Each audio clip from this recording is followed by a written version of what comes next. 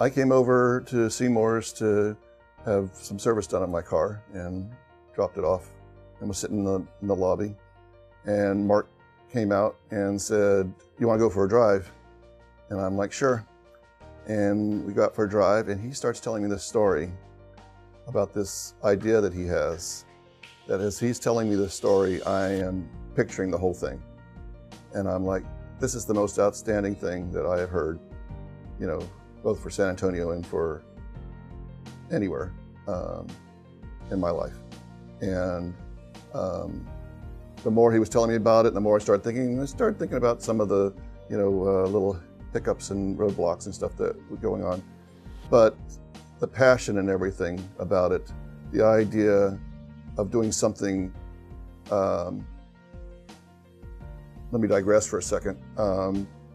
As we know, schools have really changed a lot towards trade schools or pre-whatever, you know, the idea of going to college or being able to come out of high school, you know, with the magnet schools and a lot of the programs for that. And unfortunately, it's a reality of, you know, how things are, that people come out of high school and that's going to be it for them. Automotive trade is a place where, you know, I mean, look, you can go to ITT or whatever. They got air conditioning schools. They have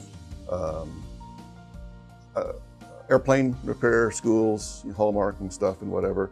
I don't ever see any ads for, you know, learn to be an automotive repair person. And but yet we know that shop class in high school, you know, has always been a big thing, except for where do people go from there. So the idea of involving the high school kids and getting a foot in the ground is such an outstanding idea. And the more he told me about it, you know, the more exciting. And at that time, even, you know, the details now are so much farther than when he first laid it out to me. The idea of having, you know, whatever sponsors or Boy Scouts and everything, these are all just icing on the cake that's come since then. The heart of the thing being creating, well, number one, having the program that to help with people who have lost their cars as a means of transportation. So the idea of having an event where the basis of it is to be a helping hand, like, you know, with the battered women's, giving them like cell phones and stuff, to have people that are out there and have their way of life is jeopardized because of their automotive condition. And so to tie that all together, to say, wow, we can do this thing where we can really benefit people in the community and an educational benefit at the same time. You know, I was just hopping with, you know, it was like, wow, that just makes so much sense and just so exciting. And he asked me if I would help with that. I'm like, of course, I'll be there for whatever you need. And you know, from there, it's just been getting better and better and better for the whole way that's coming together and all the add-ons and how it's going to help. Well, at that time, we didn't even talk about it being a benefit to the state. I mean, you know, the whole thing about having CarFest and deciding, oh, we need to have a state organization to do it and get community in the state. It was all about community, you know, but it has gone so far beyond that now, you know, with the whole thing with Tia and everything else. It's just unbelievable. You just cannot believe how an idea so simple and clean can just snowball into something just that exciting. When I drove over here just now, I was like, oh, I don't know if I want to go to the Jeep. It doesn't have enough gas in it right now, and I was having trouble with the zipper window, and I was like, it's hot, and I don't want to open the zipper window, so maybe I'll take the Mustang, but the Mustang has its top down right now, and my hair will get all whatever coming over here and stuff. And it's one of these things that you sit there. I'm conscious of my car all the time. My Jeep is my real baby. And, you know, I don't even like have the radio on anymore. I'm listening to everything it does and whatever it does all the time. I go into my office, it's really bad. I go into my office and I go down in the garage and it's full of crickets. And as soon as I get down to where I'm parking, I'm like, oh my God, what's all that noise my car is making? I turn the car off. Oh, good, it's just crickets. Not my car. But yeah, you know, you just don't realize, and I don't work very far. I drive like 3 miles to go to work. And yet it's still, you know, a very important part of my day. You know, it's a time to relax and do things and stuff. I enjoy my drive to work.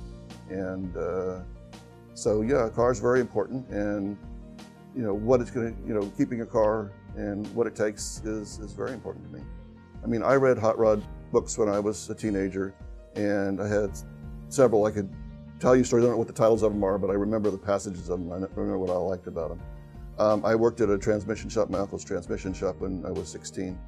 I've always been into working on engines and working. I had a 66 Bel Air that I had in college, and I did all the work on it myself.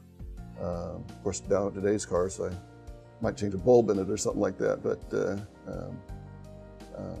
But there's something that's a draw. You know, there's something about cars. You see one, you go in a movie and you see, you know, this car doing whatever and stuff like that. It has appeal to everybody. And, you know, there's just nothing sexier, obviously. You know, you have all these car shows. You have all these prototype cars and, you know, future cars and stuff that are just meant to get people excited about things.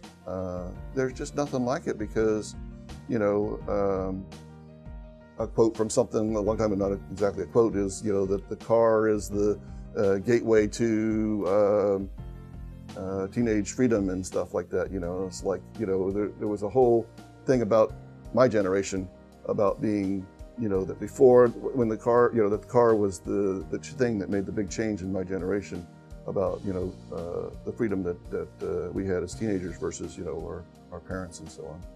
And, you know, it's part of everything. When you see some of the people that are involved with CarFest, they all have such tremendous passion for what they're doing.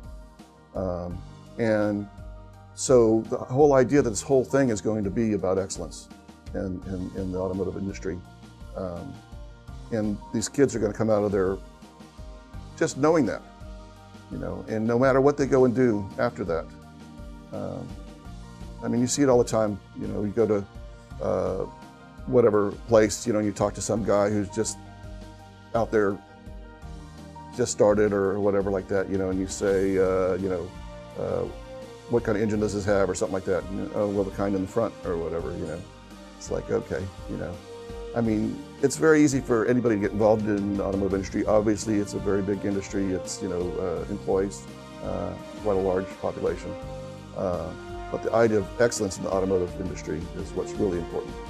And that's what this group is really involved in, and that's what CarFest is going to be really there to show.